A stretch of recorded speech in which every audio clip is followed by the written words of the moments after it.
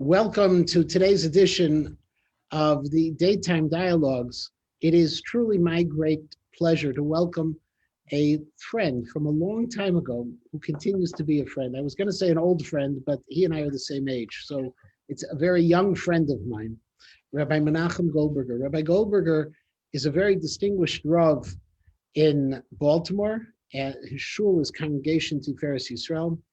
And he and I started out together at the academy. And as you can tell, both of us took similar paths. We both went into the Rabbanus, and we both decided along the way to appear on today's show. So I thank you, Rabbi Goldberger, for giving me your time, for joining. And I also want to recognize your aunt, Mrs. Goldberg, Sonia Goldberg, who I'm sure is going to be watching this, as well as other members of the family. Thank you for joining me today. Thank you so much, Rabbi Matenki. It's really a pleasure to be here, especially with my young classmate, Rabbi Matenki. Thank you. Really, where I want to start is just a very simple question. I remember when you came to Chicago, Rabbi Goldberger's father was a Rav in Denver, a very distinguished Rav. And Rabbi Goldberger came, he stayed with his aunt and uncle, and everything was truly wonderful and opportunities across the board to be able to be together. But I'm very curious, and that is, we started in the academy together, but we ended up a little bit of a different path. How did you get from our class to where you are today? Okay, now this is going to take a couple minutes. It's not a short answer, but I'm going to try and be as concise as I can. In my days in the academy, and I really loved those years at Ida Crown, very special school. The friendships continue to this day. When I was in my senior year, in addition to all the time I spent on the basketball court, which was the majority of my time. I have to point out that Rabbi Goldberger was not just on the basketball court, he was the star of the basketball team. He will deny it, but he was.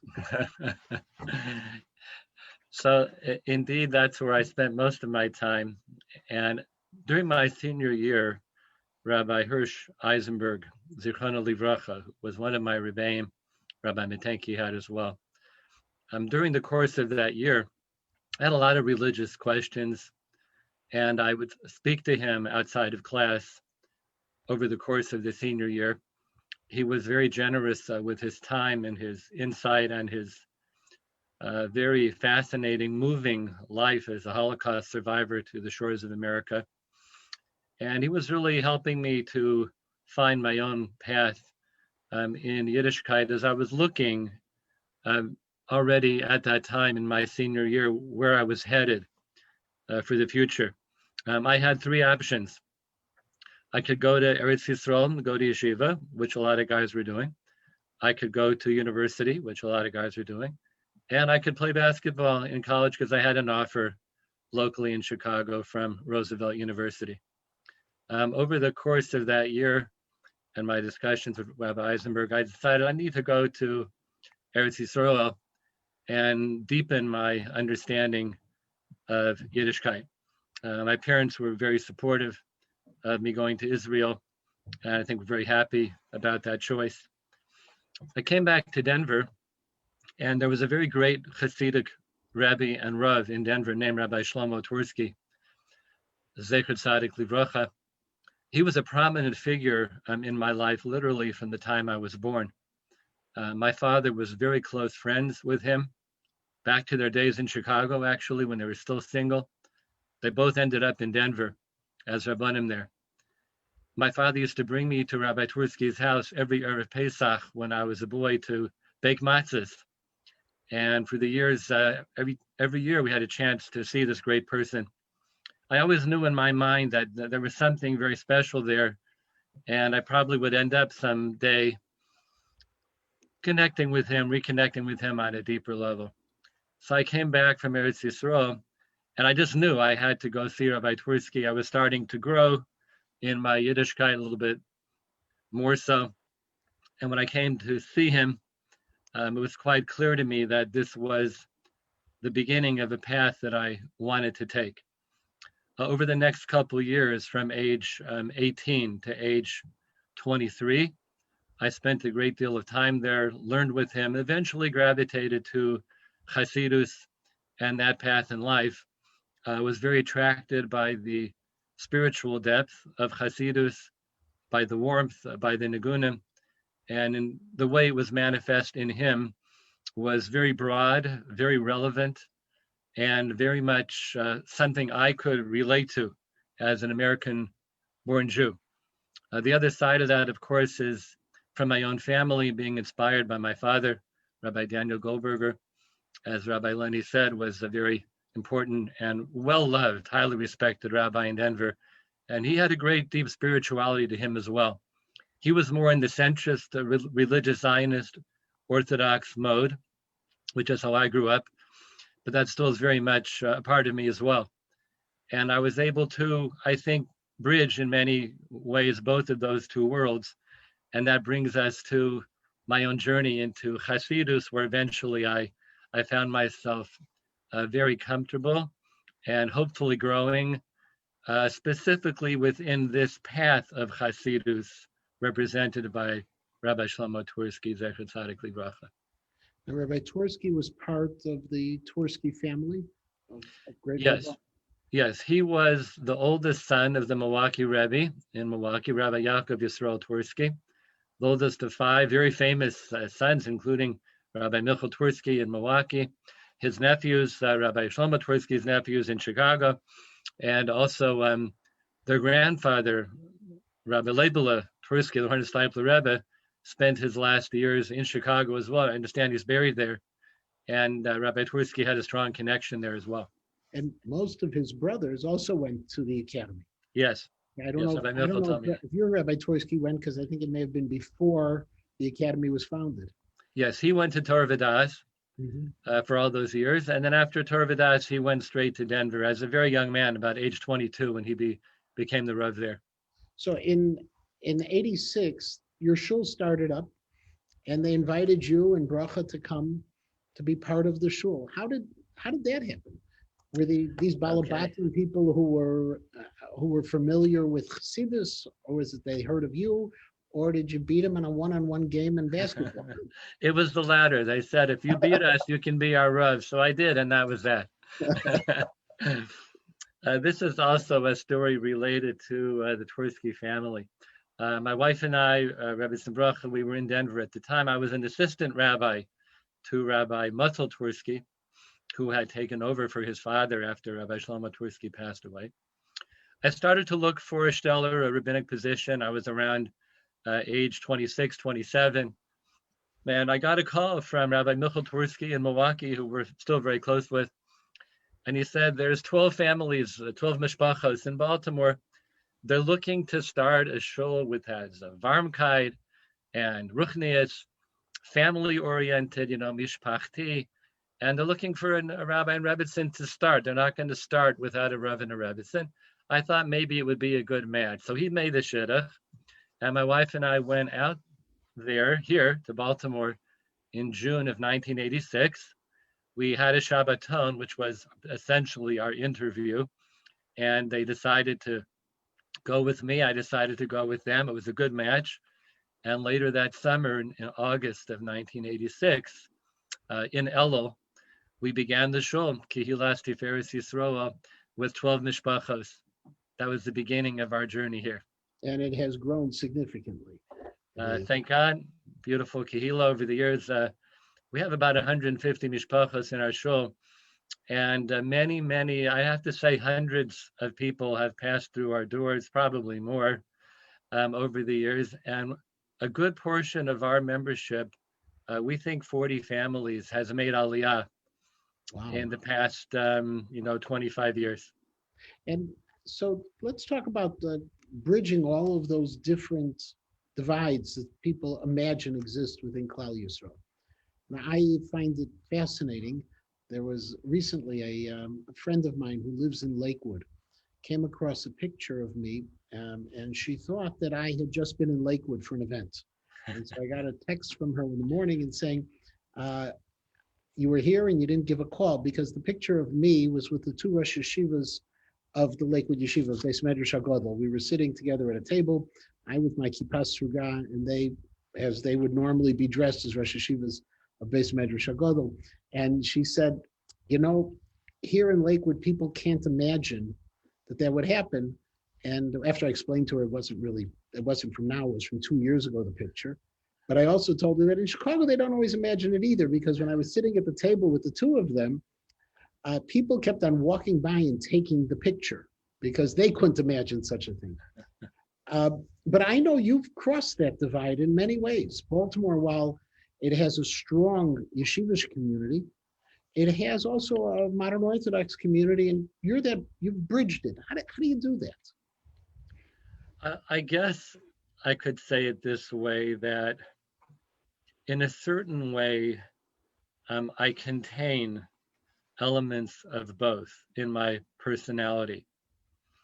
And I gained a great appreciation of religious Zionism going to Camp Mosheva for many years, enjoying that a lot. And for me, even though I didn't feel going into my adult life that was the style of Yiddishkeit I personally wanted to follow, but I do feel that there's much value in that tremendous love of Eretz Yisrael, some of the breadth of the centrist Orthodox community as well, for me, is very important in involvement in the world and that kind of awareness.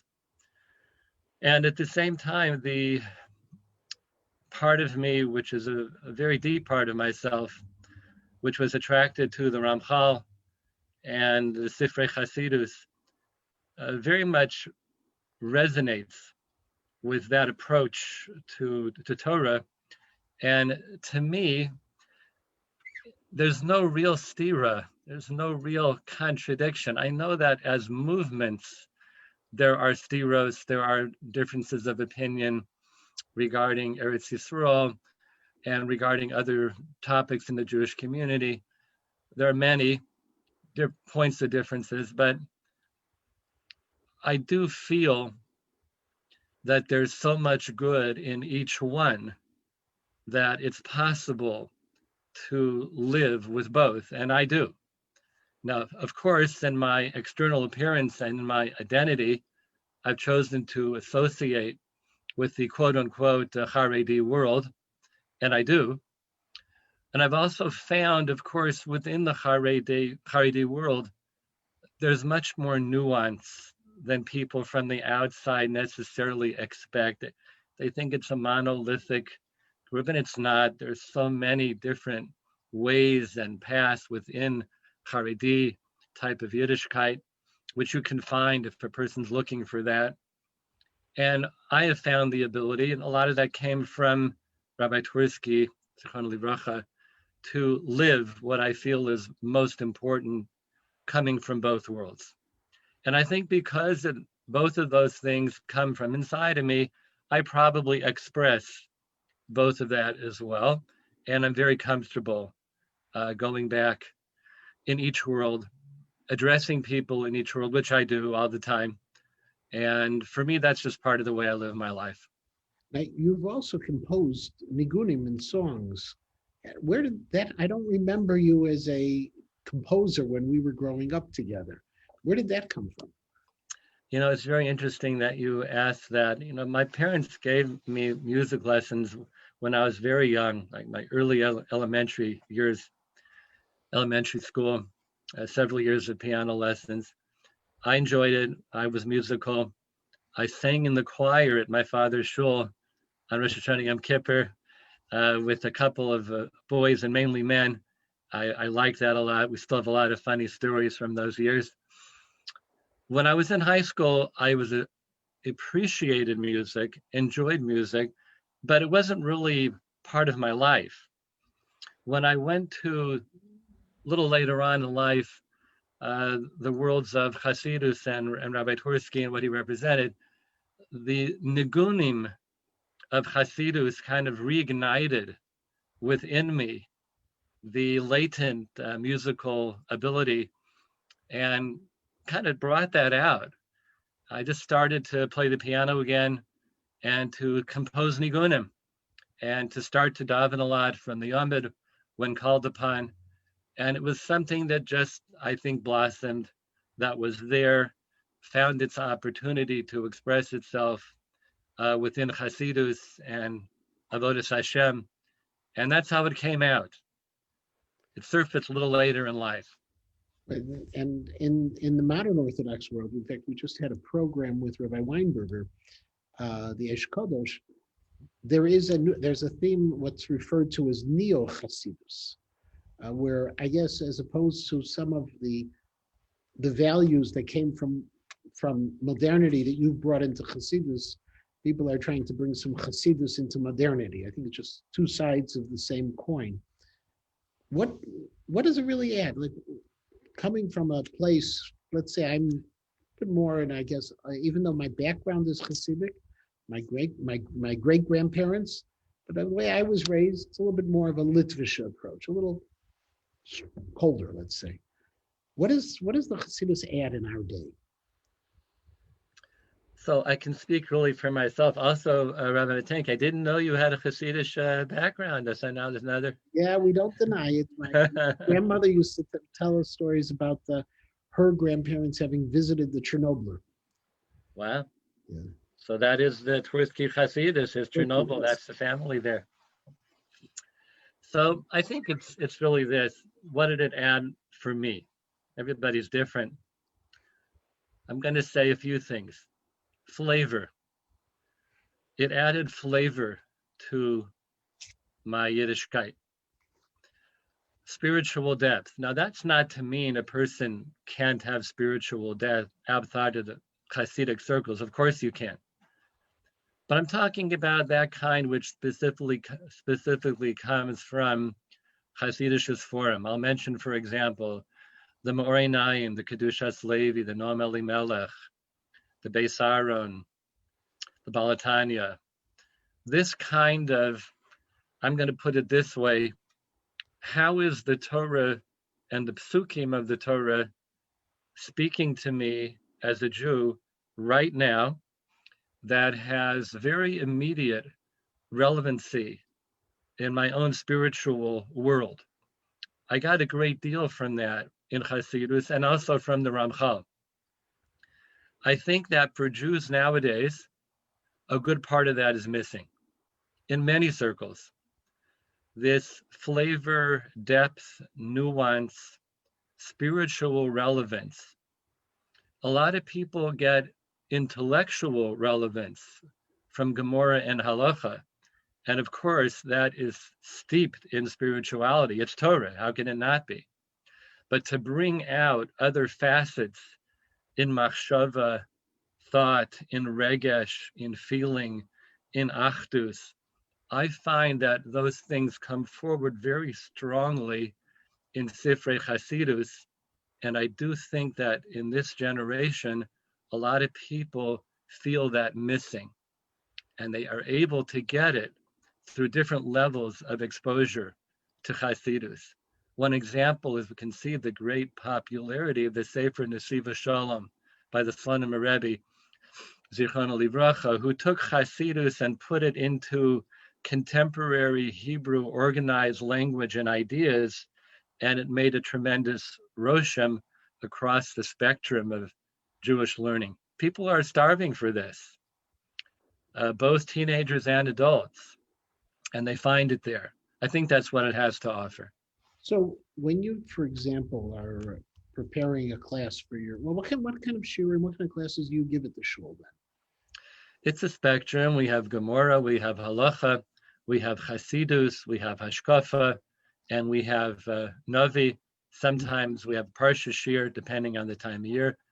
And Pirkei Avos as well, if that's relevant in the summer times, we sometimes are able to touch on that too. So how would your Chumash class differ from my Chumash class? So in a certain way, it may not, except for our different personalities. You know, we all inject our personality into the Chumash class. When I teach Chumash, for example, I'm teaching Rashi, the Ramban, and I would often go into an Orach Chaim HaKadosh, which maybe you would or you wouldn't. Or Orachim HaKadosh and Hasidus are very similar in many, many ways. I will try and inject something from either the Orachim HaKadosh or a Midrash, or maybe a Hasidic Sefer. I would try and inject that into my class in Chumash. It would primarily, if it's a Chumash class or a Parsha class, primarily be Rashi, Ramban, Sforno, Kli Yakar. But I'm going to add those other things to make sure that people come away with that dimension of Chumash. A person is exposed to the Orach Chaim HaKadosh. It's right there on the page of their Mikros Gedolos, and they learn it for the first time, and that you can see their eyes go like, what? What did he just say? That's incredible. So that kind of experience I'd like to try and have people have in their lifetime. And in terms of your work beyond the shul, are you involved in any of the schools? Are you able to reach out to any of the teenagers, or is it just within the shul? I have had, Baruch Hashem, over the 34, 35 years that we're here, extensive involvement in the community at large in many, many ways. For example, I've probably spoken in all the schools over the course of the years, taught a little bit here and there in some of the schools. There's a local seminary now called the Witz Machon or Yehudis, used to be called Ma'alot. I've been teaching there together with my wife, seminary young women since they opened over 20 years ago. NCSY is something I've had involvement with over the years many, many times, as well as Camp Shorish here, and a lot of involvement with the Associated Jewish Charities Federation on different boards over the years as well, and different connections to different shuls through people we became friendly with. So it's been a very broad experience in Baltimore. Our main thing is the shul, but Baruch Hashem, our shul is a very open place and really enjoys my own participation in the community at large as well. So then moving it forward, then one more piece. We grew up in the 70s. We went to school together. And we remember those years very, very fondly. How do you see the high schoolers today compared to when we were in high school? What are they looking for? Are they looking for the same things? Are there different things? It's a very different world. It's a very different world. The similarity, I believe, is that there is a spiritual yearning that I see in the teenagers that I associate with. They really want ruchnius. They really do. But the effect of the world of technology and instantaneous type of experiences and phenomenal graphics and all these very sensual experiences that they have very much overtaken in many ways their mind. And I think, of course, we all know that there are ways to use technology in a good way, in a positive way, like what we're doing right now. I think it's positive. So, of course, there are. That's not really the point. It's a state of mind. It's a frame of mind of the contemporary youth. The means of communication are so different. And I think what's being left out is the type of connection. And people don't have that same kind of connection. So youth today, I think, is hard to break through to, because if you don't somehow enter the world that they're in, you're going to be outside of that world. We have to find ways to enter that world in a way which is good and appropriate and be there for them, provide them with what they're looking for to the best of our abilities. But there's a lot of movement and a lot of dramatic shift going on in the world so quickly. It's hard, I believe, to tap into that. So But I'm sorry. How do you enter the world? Like what's your success with that? Okay, so I hope I have success, B'ezras Hashem, I hope so. I always feel it comes down to this: authenticity. You just have to let those teenagers, kids know you are who you are. This is exactly who I am. I'm going to put it out there, non-judgmental, accepting, warm. I love you for who you are, and I really do. And this is who I am. I'm not telling you what to do, what you shouldn't do. I'm telling you what I find to be meaningful. And then I try and express and communicate, if I can, my genuine self to them, my struggles, my questions, what I'm thinking about.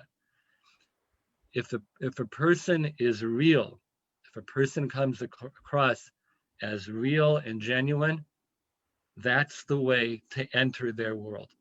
And I think they respect it and they hear it. And when we're working with teenagers, there was a period of time where we wanted everything. And now as we get a little bit older, we realize we just want the next step. We want to be able to move them forward in life. If you have a teenager who, a typical American teenager today, where do you want them to be after high school? Do you want to be the Rabbi Eisenberg for them to get them to go to yeshiva? Is there something else you're looking for? I think it's crucial that they have the Eretz Yisrael experience. Eretz Yisrael is part of the fabric of the Jewish personality. It's not only a place that we walk in, it's in us. And we all feel that when we go to Eretz Yisrael, we know that we're inside of a land which is inside of us. And that experience is irreplaceable. So if you can have post high school, that time in Eretz Yisrael, to me, that's number one. That's the best place to be and absorb that. Then they'll have to decide where they're going from there. Maybe they'll stay there, as a lot of people do. Maybe they'll come back here. But yes, I would like to see that for most. Everybody's different. It doesn't work for everybody, that's for sure. But for most people, I think, yeah, that's the place I'd like to see them go. At the same time, for those who choose to go to mostly university, outside of that, to try and connect them to all of the available Jewish resources on campuses so they can have that at their opportunity. The campus life is a lot more complicated and one which we would need a lot more time to talk about. I often tell parents when I speak with them with my academy hat on that don't think that the university of today where you're sending your children is the university you went to.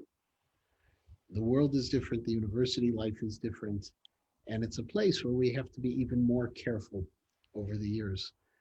Of that in your kehila, do the families send their children to university? Are they balabatim within training worlds where they've had that kind of professional training? Most of the people in our shul are professionals, yeah, they're balabatim. And in general, they all send their kids to Eretz Yisrael after high school, different yeshivas and seminaries based on, the family, where they come from. And they're pretty much all shooting for that and would like to see their kids go to Eretz Yisrael after high school. And the large majority, Ruba de Ruba, that is where they go. That's the great success. And on that note, first of all, I have to say hello to your cousins in Israel, who I understand are probably listening in, Devorah, John, etc. I thank them for joining us today. And if they aren't able to see it in person, it'll be on recording on the Kin's website. And also, let's not forget Henry and Lisa in Chicago. There we go. Well, we'll take care of all of the Goldberger family that we have as part of KINS. Rabbi Goldberger, our time is up. I enjoy so much speaking with you, and we are so very proud that you're one of ours, that we've had the opportunity to have the relationship, that you and Bracha, we cherish the friendship, and I thank you for making us look so good, because you are so good. Thank you. Thank you, Rabbi Metanki. I do appreciate so much being here. I want to say as well that to those of you in Chicago and across the country, that you have a gem of a leader in Rabbi Metanki, who does so many things, wears so many hats, and does them all with excellence, and how much we respect and admire what you do. And we, Bezras Hashem, will continue to share our lives together in many, many ways. Amen. Thank you very, very much for your time, Rabbi. All the Everyone, best. have a wonderful day. Bye-bye. Thank you. Bye-bye.